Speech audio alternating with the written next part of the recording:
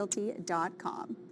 And of course, today in our Ask the Expert segment, we're talking about myths for buyers and sellers. We kind of broke it down for buyers, and now we're switching gears to sellers.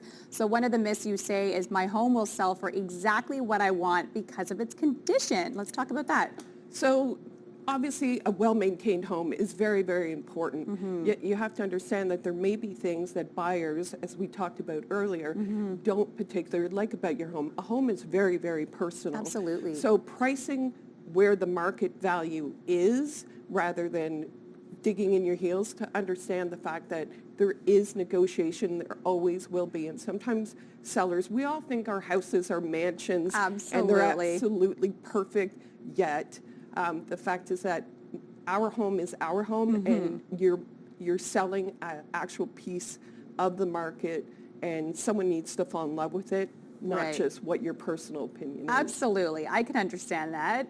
Another one you say is, I can always price my home higher than market value and lower it later if necessary. So this is a big one. Yes. That is like even my little pet peeve. Yeah.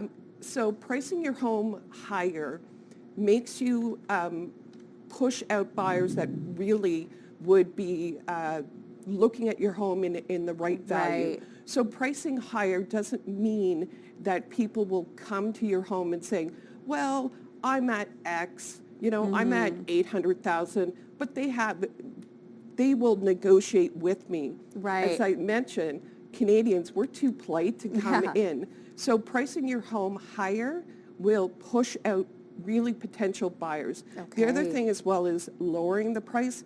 You've already missed the market of all the potential buyers, and now that it's sitting on the market, the first thing that people ask is, what's wrong with it? Right. Okay. So pricing it properly is really important, in talking to your realtor to know that edge. Okay, perfect. Great advice.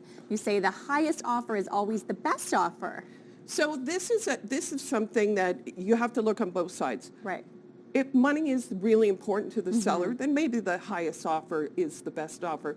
But you have to look at some of the other components. Right. Are they asking for extras? Are they asking for the ride-on lawnmower? Yes. Are they asking for the light that you didn't want? Also, you have to consider about the deposit that they're putting down, their financing, as well as what is the closing date. Right. If right, Melissa, if you want to move by January 15th and you have a really good higher offer, but you've got a second offer that says we will move in January 15th. Sometimes money is not always the answer. Right, especially if you have to rent then for a few months, it may end up costing you more in the end. Absolutely. 8, I can save money and not make repairs before selling and let the buyers fix it themselves. So this goes into the first impression. Okay. What I tell the audience today is the fact that usually you find a home and you fall in love with it within the first 15 minutes. Okay. And if a home is not painted well, does not show well, the carpet needs fixing and or cleaning, it just makes the house look a little bit tired, where if you just do a little bit of the repairs, maybe do some flooring, definitely some painting, and have it show extra well, then that's the impression that you're leaving the buyer. Absolutely. Okay, number 9, the real estate market is the same everywhere. That is the biggest myth. You cannot compare Stittsville to Orleans, Canada to Nepean, right?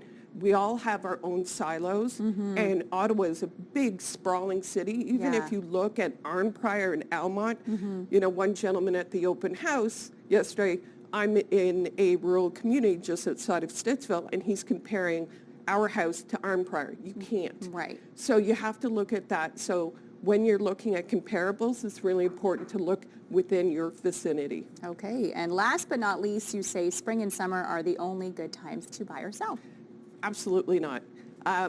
It depends on your home. We have seen a real surge of the market as people are getting more comfortable, and the fall and winter are just as good, especially, as I've mentioned to Rosie even a couple of times, is the fact that if your backyard is a little unlandscaped, a little bit quiet, or you have beautiful trees, the snow can make a house look just as good. Absolutely. So you don't get more buyers in the spring and summer. If you have a pool, we wait for those. But there are other homes that are waiting, and during the fall market, we find that there's a lack of inventory, so it may be a great time to take advantage of the market right now. Perfect. Thank you so much for joining us today and breaking down all those myths for buyers or sellers. Of course, if you want to get a hold of Colleen, here's how you can reach her. She's located at